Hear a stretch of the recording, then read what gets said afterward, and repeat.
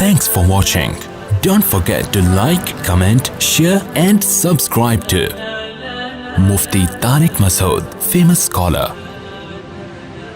پھر آپ صلی اللہ علیہ وسلم کے پاس جب دعوت بہت پھیل چکی, بہت لوگ مسلمان ہو گئے, پھر آپ صلی اللہ علیہ وسلم نے ارادہ کیا اب ہم مکہ پہ کیا کریں گے, چڑھائی. کوئی ایگریمنٹ تو تھا نہیں. تو پھر آپ صلی اللہ علیہ وسلم رمضان میں 10,000 کا لشکر لے کے چلے ہیں مکہ پہ چڑھائی کرنے کی, اور بڑی شان سے. اور آپ صلی اللہ علیہ وسلم نے خود لوہے کی ٹوپی پہنی ہوئی تھی.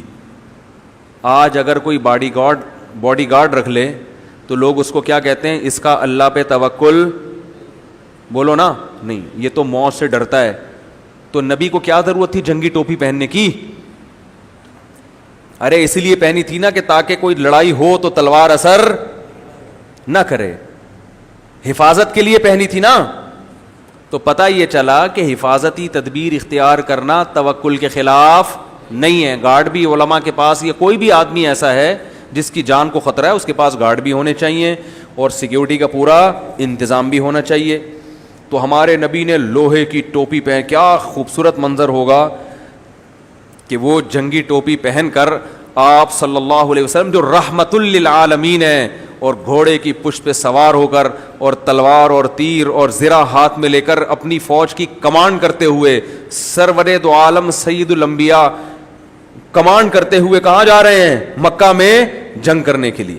چونکہ مسافر تھے, بہت سے صحابہ نے روزہ رکھ لیا, اور روزہ رکھ کے حالت یہ ہو گئی کہ بے ہوشی کی کیفیت ہونے لگی. عصر کا وقت جب تھا نا, تو آپ نے صحابہ کو حکم دیا کہ روزہ توڑ دو. یہ بھی کیا اسباب اختیار کیے جا رہے ہیں نا. حالانکہ خود آپ نے فرمایا جہاد میں ایک دن کا روزہ 1 سال کے روزے کے برابر ہے. ہمارے فوجیوں کو چاہیے کہ میدان جہاد میں جب بارڈر پہ ہوتے ہیں روزہ رکھا کریں, 1 دن کا روزہ 1 سال. لیکن اگر اس روزے کی وجہ سے یہ ڈر ہے کہ شکست ہو جائے گی, پھر روزہ رکھنا افضل نہیں ہے. تبھی نبی نے صحابہ کو, کیونکہ مسافر بھی تھے, مسافر کو تو ویسے ہی چھوٹ ہے, تو آپ صلی اللہ علیہ وسلم نے صحابہ کو حکم دیا روزہ توڑ دو. کیونکہ یہ کنڈیشن اگر ہے, اگر ہم دفاع کیسے کریں گے بھائی؟ ابے کیا ہو گیا؟ دیکھو آپ یہ بھی تو سوچ سکتے تھے کہ کوئی بات نہیں, میں تو پیغمبر اور تم صحابہ, میں تو سرور کائنات ہوں, میری بھی اللہ مدد نہیں کرے گا تو کس کی مدد کرے گا؟ لہذا روزہ رکھیں گے, تقوی کی بیس پہ لڑائی ہوگی. بھائی گراؤنڈ ریئلٹی کو دیکھنا ہے. اللہ نے سفر میں اجازت دی ہے روزہ چھوڑنے کی, تو آج ہم اس اجازت سے فائدہ اٹھائیں گے, کیونکہ اگر کمزور رہ گئے تو دشمن ہمیں کھا جائے گا, کھا سکتا ہے. تو اس لیے آپ نے صحابہ کو حکم دیا روزہ توڑ دو. خود بھی آپ نے پانی پیا. بہت سے صحابہ نے روزہ نہیں توڑا کہ بھئی یہ تو نبی ہمیں ہماری صحت کا خیال رکھ کے اور محبت میں ایسا کر رہے ہیں, نبی بار بار حکم دے رہے توڑ دو. بعض نے پھر بھی نہیں توڑا اور وقت پر افطار کیا. تو آپ نے فرمایا آج روزہ توڑنے والے روزہ رکھنے والوں سے زیادہ اجر پا گئے ہیں. آج جنہوں نے روزہ توڑا ان کو اجر زیادہ ملا, جنہوں نے رکھا ان کو اجر کم. کیوں؟ جنہوں نے توڑا انہوں نے نبی کی اطاعت. اس سے ایک اور مسئلہ پتہ چلا کہ ہمیں شریعت کو فالو کرنا ہے, چاہے اس میں ہماری آسانی ہو یا ہماری مشکل. بعض شریعت میں ایسے کام ہیں کہ وہ ہیں بھی مزیدار اور شریعت میں ان کی ترغیب بھی ہے. تو نبی نے حکم دیا سب صحابہ کو کہ روزہ توڑ دیا جائے. تو جنہوں نے توڑا ان کو زیادہ اجر ملا. پھر آپ صلی اللہ علیہ وسلم مکہ میں داخل ہوئے. 10,000 کا لشکر دیکھ کر مکہ والوں میں لڑنے کی ہمت نہیں ہوئی.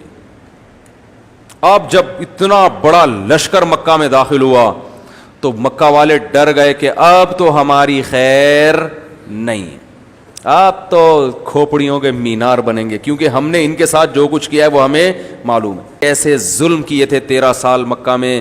حضرت سمیہ رضی اللہ تعالی عنہ کی شرمگاہ پہ برچھا مارا تھا ایک بدبخت نے. حضرت بلال کو گرم ریتوں پہ لٹایا گیا, اور خباب بن ارت کو آگ کے انگاروں پہ لٹایا گیا. کتنے صحابہ کو قتل کیا گیا, کیسے کیسے مظالم, اور اس کے بعد بھی کتنا تنگ کرتے رہے ہیں, اس کے بعد بھی کتنا تنگ کرتے رہے ہیں. صلح حدیبیہ کی پھر خود ہی ایگریمنٹ بھی توڑ دیا. اتنا ظلم, اتنا ظلم. تو پھر انہوں نے کہا کہ اب تو کھوپڑیوں کے کیا بنیں گے, مینار بنیں گے. لیکن آپ صلی اللہ علیہ وسلم نے جاتے ہی اعلان کیا کہ آج میں تم سے وہی کہوں گا، تم مجھ سے کیا توقع رکھتے ہو؟ تو انہوں نے کہا آپ بڑی تعریف کی، آپ بڑے اخلاق والے ہیں. تو آپ نے فرمایا آج میں تم سے وہی کہوں گا جو یوسف علیہ السلام نے اپنے بھائیوں سے کہا تھا. بھائیوں نے ظلم کیا تھا نا، کیونکہ یہ تو سارے آپ کے رشتہ دار تھے نا، قبائل کے لوگ تھے. تو یوسف علیہ السلام نے کہا تھا لا تثریب علیکم اليوم، تم پر کوئی حرج نہیں ہے. تو آپ نے فرمایا سب معاف ہے، انتم العتقاء، کوئی غلام بھی نہیں بنے گا، ورنہ تو جنگوں میں غلام بنا لیتے ہیں نا، سب معاف. اور ابو سفیان جو سردار تھے، کیونکہ سردار آدمی تلوار کی نوک سے نہیں جھکتا، عرب میں بڑی عجیب غیرت تھی. ابو سفیان نے کہا میں اگر مسلمان ہو گیا تو اس کا مطلب میں ڈر کے مسلمان ہوا ہوں نا. تو اس لیے آپ صلی اللہ علیہ وسلم نے ارادہ کیا کہ ابو سفیان کو عزت دی جائے. یہ وہ ہے نا کہ لوگ عزت دار لوگوں سے عزت والا معاملہ کرو، حدیث میں آتا ہے نا. میں کہتا ہوں سیرت کو انسان تمیز سے پڑھ لینا، ہر چیز ملتی ہے نبی کی سیرت میں. دنیا میں جینے کا سلیقہ آتا ہے کہ کیسے رہا جاتا ہے. تو چونکہ عزت دار آدمی تھا تو عزت دار آدمی کو کیا چاہیے؟ عزت. تو آپ نے فرمایا ابھی مسلمان نہیں ہے. تو ابو سفیان نے اسلام بھی قبول کیا اور آپ نے ان کو پروٹوکول کیا دیا؟ فرمایا جو ابو سفیان کے گھر میں گھس جائے گا اس کو میری طرف سے پناہ ہے، اس کا خون کیا ہو گیا؟ معاف. تو یہ پروٹوکول دے رہے ہیں کس کو؟ حضرت ابو سفیان. حضرت ابو سفیان بھی مسلمان ہوئے. آپ کے بیٹے عکرمہ وہ بھی بڑے لڑاکا تھے، مسلمانوں سے بڑی دشمنی تھی، وہ نکل لیے. انہوں نے کہا میں اب یہاں رہنے کے قابل نہیں ہوں. کیا فائدہ ایسی ذلت کی زندگی. وہ مکہ چھوڑ کر بحری جہاز کے راستے سے فرار ہو رہے تھے کہ طوفان آ گیا. طوفان آیا نا چاروں طرف سے موت. تو انہوں نے اللہ سے دعا مانگی، اے اللہ اگر تو نے مجھے زندگی دے دی تو میں محمد صلی اللہ علیہ وسلم کے پاس جا کر اسلام قبول کر لوں گا. وہ طوفان تھم گیا، آپ واپس آئے، غیرت مند تھے نا سردار کے بیٹے، آ کے اسلام قبول کیا. اس پر اللہ نے قرآن کی آیتیں نازل کی فَمِنْهُمْ مُقْتَصِدٌ. جب یہ سمندر میں ہوں اور طوفان گھیر لے تو یہ سب اللہ کو پکارتے ہیں، اس وقت اپنے بتوں کو بھول جاتے ہیں. تو حضرت اکرمہ بھی بھول گئے تھے بتوں کو، ٹھیک ہے نا، اللہ کو پکارا کہ اللہ تو ہمیں نجات دے دے تو ہم شکر گزار بنیں گے. اللہ فرماتے ہیں فَمِنْهُمْ مُقْتَصِدٌ، ان میں کچھ تو اپنے ایگریمنٹ پہ قائم رہتے ہیں اور اکثر لوگ ایگریمنٹ پہ قائم نہیں رہتے. مفتی طارق مسعود صاحب کے بیانات سننے کے لیے youtube.com/مفتی طارق مسعود کو سبسکرائب کریں.